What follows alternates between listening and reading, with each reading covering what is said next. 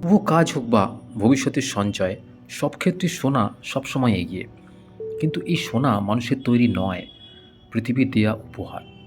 পৃথিবী বক্ষে সঞ্চিত সম্পদ ভেঙে গলিয়েই তৈরি হয় গহনা। কিন্তু এই সোনার উৎপত্তি কী থেকে? এবার তার সারসত্য খুঁজে বের করতে উদ্যোগী হলেন বিজ্ঞানীরা। আকারে ছোট কিন্তু বেশি ঘনত্বের নিউট্রন সমৃদ্ধ দুটি মৃত নক্ষত্রের মধ্যে সংঘর্ষ থেকেই সোনার সৃষ্টি। কিন্তু সেই বিস্ফোরণে সেই মুহূর্ত ঠিক কী ঘটে, কোন প্রক্রিয়ায় সোনার উৎপত্তি হয়, এবার তার পুঙ্খানুপুঙ্খ তথ্য পেতে উদ্যত হলেন বিজ্ঞানীরা। দুটি নক্ষত্রের মধ্যে সংঘর্ষের ফলে তীব্র আলো বিচ্ছুরিত হয়। 2017 সালের 17ই আগস্ট এমন উজ্জ্বল আলোয় ঢেকে যায় পৃথিবীর আকাশও। বিজ্ঞানীর ভাষায় যাকে বলে কিলোনোভা।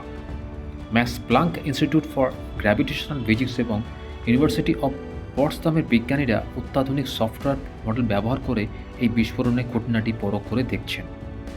পরখ করে দেখা হচ্ছে এই বিস্ফোরণ থেকে নির্গত অভিঘর্ষীয় তরঙ্গ তেজস্ক্রিয় উপাদানগুলিকেও। কোনো নক্ষত্রের জ্বালানি যখন ফুরিয়ে যায়, সেটি নিউট্রন নক্ষত্রে পরিণত হয়। এরপর ওই নক্ষত্রের অন্তঃস্থল ধীরে ধীরে ক্ষয় পেতে শুরু করে, ছাইয়ের মতো উড়ে যেতে শুরু করে বাইরের দিকের আবরণ। অন্তঃস্থলের যে অংশটি রয়ে যায়, সেটির ঘনত্ব আরও বেড়ে যায়। ওই অবস্থায় মিছরির মতো 8টি টুকরো যদি পৃথিবীতে বয়ে নিয়ে আসা যায়, তার ওজন হবে আমেরিকার এম্পায়ার স্টেট বিল্ডিংয়ের মতো 3000টি ইমারতের সমান। ভাবতে পারছেন?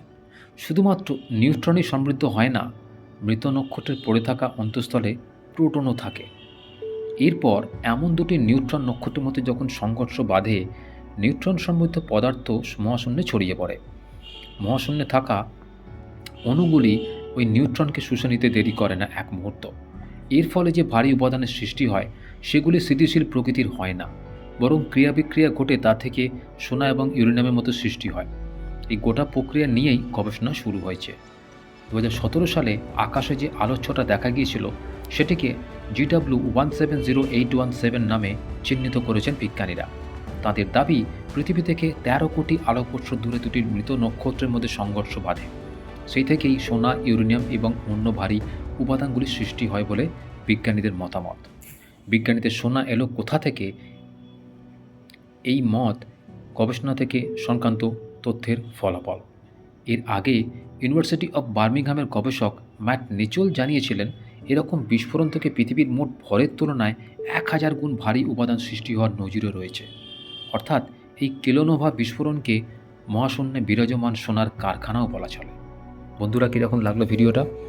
যদি ভালো লাগে অবশ্যই আপনার বন্ধুবান্ধবের মধ্যে শেয়ার করে দেবেন।